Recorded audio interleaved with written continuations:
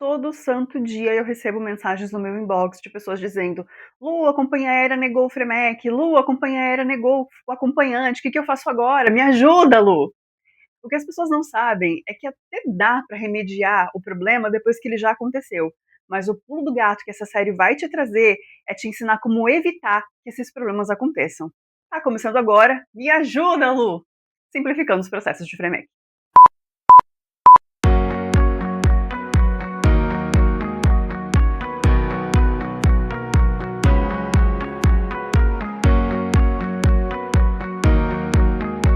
Para quem não me conhece, eu sou Luciana Barros, sou formada em Direito, mãe de uma criança autista, sou criadora de conteúdo de lazer e viagens para autistas. Eu assessorei dezenas de famílias nesses processos de Fremec ao longo de alguns anos, e eu decidi reunir toda a experiência que eu adquiri durante esses anos de assessoria a famílias atípicas para trazer esse conhecimento para vocês aqui, para que vocês consigam fazer esse processo por conta própria. Então, o que tem aqui é o meu conhecimento, a minha experiência, o direito a seu favor. Não tem jeitinho, não tem maracutaia, é só o direito a seu favor, ok? Antes da gente começar, eu queria dizer que essa série é uma produção feita em parceria com o aplicativo Atípicos Viajantes.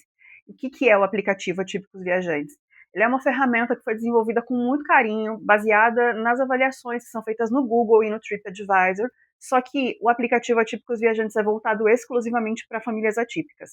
Então, nesse aplicativo você consegue ver avaliações de locais que foram feitas por outras famílias, você consegue cadastrar novos locais e consegue avaliar, contar como é que foi a sua experiência para outras famílias. Você consegue fazer seu roteiro personalizado, ver quais aeroportos têm salas multissensoriais, você consegue ver observações importantes de lugares que são perigosos para crianças autistas em uma situação de eloping. Enfim, foi uma ferramenta que foi criada com muito carinho para facilitar o lazer e o turismo de famílias atípicas. Se você ainda não baixou o aplicativo Atípicos Viajantes, você pode baixar na sua loja de aplicativos, mas eu vou deixar o link aqui embaixo para vocês, tem para Android, para iOS e o aplicativo é gratuito. Então, se você ainda não baixou, baixa aqui embaixo e bora começar essa série. Bom, então vamos primeiro entender qual que é a origem desses processos.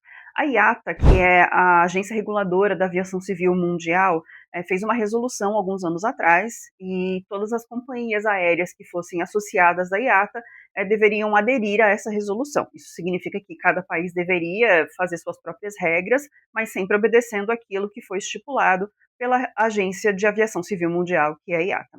Então, aqui no Brasil, a ANAC, que é a nossa agência reguladora de aviação civil, fez a resolução 280 no ano de 2013, que é quem regulamenta agora toda essa questão de voo de passageiros com necessidades específicas, que são os PNAE, tá? Guarda essa sigla, PNAE. E, Lu, qual que é a lei que cuida desses descontos de passagem aérea, desse direito? Não tem lei. Que cuida de tudo é a Resolução 280, que é a resolução que ainda está em vigor. A gente está gravando essa série em março de 2026.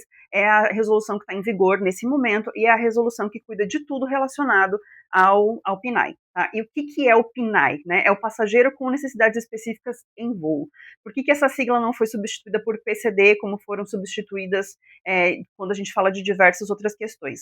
Porque o PNAE, ele não é só um passageiro com deficiência, ele é o passageiro com necessidades de assistência geral em voo. Então pode ser idosos, gestantes, pessoas que estejam com uma condição de uma fratura séria naquele momento. Então, assim, o PNAE pode ser relacionado a diversas pessoas e não só a pessoas com deficiência. Então, quando a gente fala de companhia aérea, a gente vai falar sempre de PNAE e não de PCD. E qual que é o desconto do acompanhante do PNAE, afinal de contas? Esse desconto é de 80%, isso está previsto na resolução, desconto mínimo de 80%, tá? Não é desconto máximo de 80%. Então, assim, não existe, eu vou dar 50% de desconto, é facultado para a companhia aérea dar o desconto que ela quiser. Não, o desconto é mínimo de 80%, ok? E se o desconto do PNAE é de 80%, e se o desconto do acompanhante do PNAE é de 80%, o desconto do PNAE é de quanto? Zero. O PNAE não tem desconto, não tem direito a desconto na passagem aérea, porque o que acontece? Esse desconto ele é dado porque é muito mais barato para a companhia aérea conceder o desconto na passagem de um acompanhante que vai prestar assistência para aquele PNAE ali durante o voo, do que a companhia designar um colaborador para cada PNAE que tiver no voo, que sairia muito mais caro. Então, assim, eles não fazem porque eles são bonzinhos. Eles fazem isso no desconto do acompanhante porque sai mais barato para eles. É assim que funciona a lógica. E Lu, como é que a gente pede esse desconto para a companhia aérea? Como é que a gente faz esses processos? A gente pode apresentar dois formulários diferentes. Um é o FREMEC, o outro é o MEDIF. E Lu, como é que eu vou saber qual que eu tenho que apresentar? Apresento o FREMEC, apresento o MEDIF, qual que eu apresento? Calma que a tia Lu vai explicar tudo. O FREMEC e o MEDIF, os dois são formulários de informações médicas. Pelos dois, você vai passar informações sobre condições de saúde do passageiro, sobre deficiência, todas as questões relacionadas à parte da saúde do passageiro, mas existem diferenças bem específicas entre os dois formulários, entre o MEDIF e o FREMEC, a gente vai ver isso agora. O formulário que a gente mais utiliza quando a gente fala sobre autismo é o FREMEC. E por quê? Porque o FREMEC, ele é um formulário voltado para condições estáveis, deficiências estáveis. Então, autismo, síndrome de Down, deficiência visual, paraplegia, tetraplegia, enfim, tantas outras condições que são estáveis, né, são duradouras ou que são irreversíveis. O correto é você utilizar o FREMEC, né? E por que precisa ser estável para utilizar o FREMEC?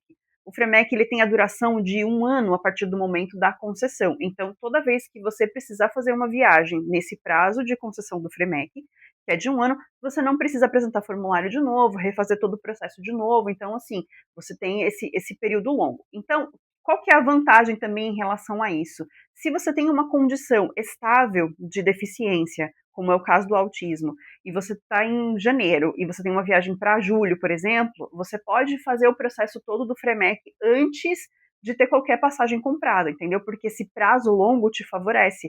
Você já tem o formulário concedido, então você não precisa comprar passagem antes. Você pode fazer todo o processo, comprar passagem depois. Muita gente tem dúvida se a deficiência é irreversível, como é o caso do autismo e de tantas outras, por que tem que apresentar um formulário todos os anos?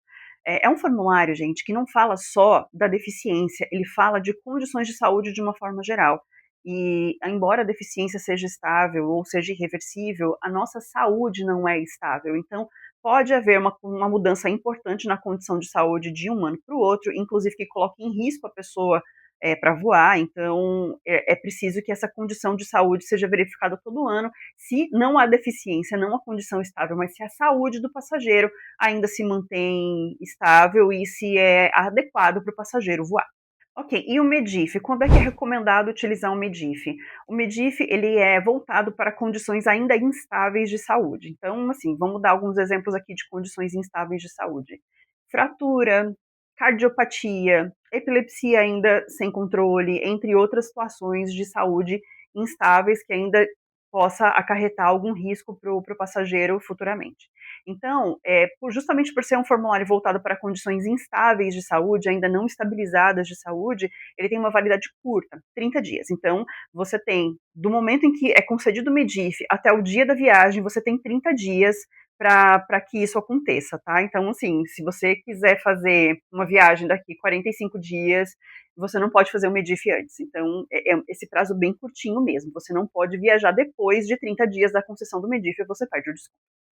E o que acontece quando a gente tem as duas condições numa única pessoa? Tá? É muito comum que a pessoa tenha síndrome de Down e também seja cardiopata, ou que a pessoa tenha autismo e também tenha epilepsia ainda não controlada.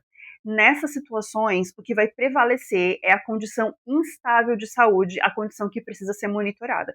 Então, se uma mesma pessoa tem as duas condições, a estável e a instável, o formulário que vai ser utilizado é o MEDIF. A companhia aérea não vai aceitar o FREMEC nesse tipo de situação. Então, se você tentar fazer pelo FREMEC, eles vão negar e vão te falar para fazer o processo pelo MEDIF. Agora, pode acontecer também dessa situação instável de saúde se encerrar em pouco tempo. Então, eu vou dar um exemplo aqui para ficar mais claro. É muito comum que a pessoa seja autista e tenha feito uma cirurgia recente. Então, quando esse tipo de coisa acontece, existe um prazo ali de recuperação dessa cirurgia, um prazo que a pessoa vai ter alta para todos os atos da vida diária. Então, se for esse tipo de situação, vamos supor que você vai viajar em agosto e a cirurgia aconteceu em março. E em 2 meses, essa pessoa vai estar de alta, vai estar completamente de alta para todos os atos da vida, vai poder voar, não tem nenhum risco. A minha sugestão é que você espere passar o prazo dessa instabilidade, que você espere a alta completa para fazer a solicitação do FREMEC, porque o FREMEC é muito mais vantajoso. Então, o MEDIF, além de tudo, ele é feito muito em cima da hora, então muitas vezes pode acontecer algum problema e você não conseguir a concessão a tempo. Então, se a condição de saúde vai encerrar, é instável, vai encerrar em pouco tempo, a minha recomendação, se não tiver pressa, né, se realmente for voar um pouco mais para frente, é que você não faça o processo de imediato. Espera ter alta dessa condição instável, pega o laudo dizendo que está de alta, que pode voar, tudo certinho, e faz o processo em seguida. Agora, independente do formulário que você vai utilizar, se vai utilizar o MEDIF, se vai utilizar o FREMEC, é muito importante que você saiba que existe um prazo que você pode enviar esse formulário. Então, você tem 30 dias a partir da data que consta no formulário para conseguir enviar ele para a companhia aérea, porque depois disso ele perde a validade e você não consegue enviar mais.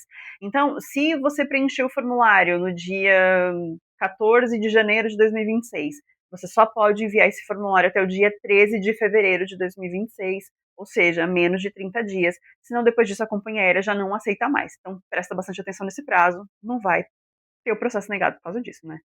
E afinal de contas, quem é que preenche o formulário? Quem é que tem que preencher o formulário? O correto é o médico que acompanha o paciente preencher esse formulário.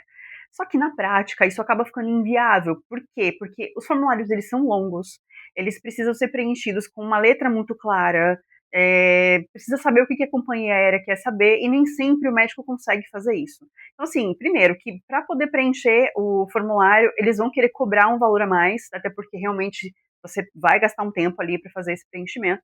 Então, e a letra deles muitas vezes não é aceita pela companhia porque não é visível. A companhia olha e fala, não consegui entender nada, então volta o formulário e aí eu recomendo que você mesmo preenche. E aí como é que você faz isso? Ou com letra de forma, ou você edita o PDF no computador, que para mim é a melhor alternativa, tá? Porque aí sai tudo direitinho ali, você coloca realmente tudo aquilo que a companhia aérea quer saber, tudo direitinho, então não vai ter erro. E Lu, como é que eu sei o que a companheira quer saber? Calma, calma, que a tia Lu vai ensinar a preencher, a tia Lu vai passar todas as informações, você pode ficar tranquilo.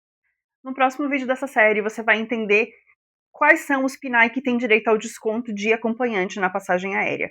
Mas Lu, não basta ser uma pessoa com deficiência para ter direito a esse desconto do acompanhante? Não. E eu vou te explicar tudo direitinho, porque existem muitas pessoas com deficiência, com FREMEC negado, com acompanhante negado, mesmo com a deficiência citada de forma muito clara no laudo, citada de forma muito clara no formulário, e mesmo assim a resposta da companhia aérea é desfavorável. Mas você vai entender no próximo vídeo.